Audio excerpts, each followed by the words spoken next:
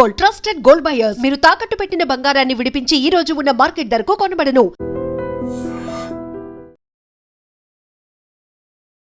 Hello viewers, welcome to ID media. రీసెంట్గా దొంగతనానికి వచ్చే దొంగలు భలే మ్యాజిక్లు, అదే విధంగా ఒక డిఫరెంట్ స్టైల్లో దొంగతనం చేసి ఉడాయిస్తున్నారు. మరి సోషల్ మీడియా ప్రభావమో తెలీదు, లేదంటే మూవీస్లో చూసిన డైలాగులు ఇంపాక్టో తెలియదు, కానీ వెరైటీ సవాళ్ళను అయితే మాత్రం పోలీసులకు విసురుతున్నారు. రీసెంట్గా పుష్ప మూవీలో దమ్ముంటే పట్టుకో షెకావతు అని అల్లు అర్జున్ వేసిన డైలాగ్ అబ్బా ఎంత ఫేమస్ అయిందో అందరికీ తెలిసిందే. అటువంటి డైలాగ్స్ నే యూజ్ చేస్తూ రీసెంట్ గా దొంగతనానికి వచ్చిన దొంగలు దొంగతనం చేసేయడమే కాకుండా ఇలాంటి వెరైటీ డైలాగ్స్ ని విసురుతూ పోలీసులకి, అటు దొంగతనం చేసినటువంటి ఇళ్ల యజమానులకు కూడా సవాళ్లు విసురుతున్నారు. రీసెంట్ గా విజయనగరం జిల్లా చీపురుపల్లి నియోజకవర్గంలో ఒక చెకిన్ షాప్ లో జరిగినటువంటి దొంగతనం ఇప్పుడు అందరినీ ఆశ్చర్యానికి గురయ్యేలా చేసింది. దొంగతనం చేశాడు, కానీ పోలీసులకి ఒక డిఫరెంట్ గా సవాల్ విసిరాడు. అదేంటంటే దొంగతనానికి వెళ్ళిన దొంగ ఒక చికెన్ షాప్ లో కొంత డబ్బుని తీసేశాడు. డబ్బుని తీసిన తర్వాత మరో పక్కన ఉన్న చికెన్ షాప్ కూడా వెళ్ళాడు. అక్కడ ఏమీ డబ్బులు లేవు. సో ఆ కౌంటర్లో పెన్ను, పేపరు, పెన్సిల్ మాత్రమే ఉంది. సో ఇక్కడ నేను ఎలాగా దొంగతనం చేయలేదు కదా, వీళ్ళకి ఏదో మెలికి పెట్టాలి, లేదంటే వీళ్ళు ఏదోలా నేను డైవర్ట్ చేయాలి అని అనుకున్నాడో ఏమో. వెంటనే పెన్ను, పెన్సిల్ తీసేసి దమ్ముంటే పట్టుకోండి, నేను పలానా షాప్లో దొంగతనం చేశాను, ఇక్కడ ఏమీ లేదు, సో నా బండి నెంబర్ ఇది, మీకు దమ్ము ఉంటే నన్ను పట్టుకోండి చూద్దామంటూ అక్కడ రాసేసి వెళ్ళిపోయాడు.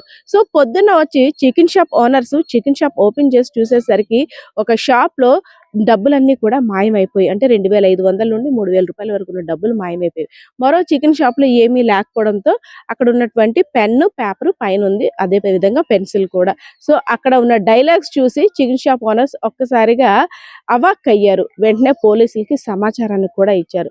సో పోలీసులు వచ్చి అక్కడ చూసిన తర్వాత సీసీటీవీ ఫుటేజ్ చూసిన తర్వాత దొంగ చాలా చాకచక్యంగా వచ్చి డబ్బులు తీసుకోవడమే కాకుండా ఏదో పరీక్షల కోసం రాస్తున్న పోయం లాగో, లేదంటే తన అడ్రస్ ఫిల్ చేస్తున్నట్టు ఒక 10 నిమిషాలు అక్కడ ఆలోచించి చక్కగా కొటేషన్ రాసి ఒక బండి నెంబర్ రాసి వెళ్ళిపోయాడు. ఇది నా బండి నెంబర్, మీరు దమ్ముంటే పట్టుకోండి.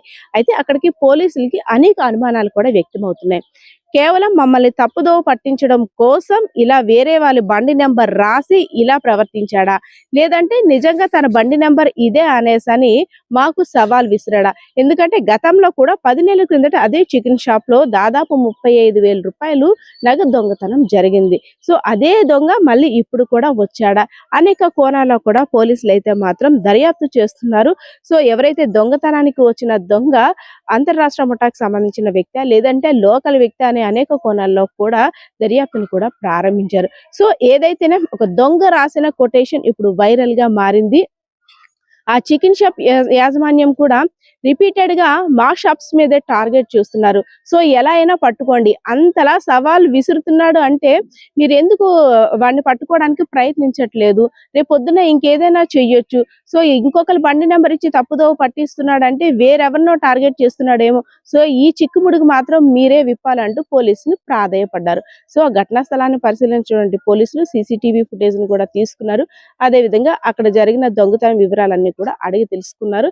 ఎలా అయినా సరే నేరస్తుడిని కొన్ని రోజుల్లో పట్టుకునే అవకాశం ఉన్నట్లు కూడా తెలిపారు.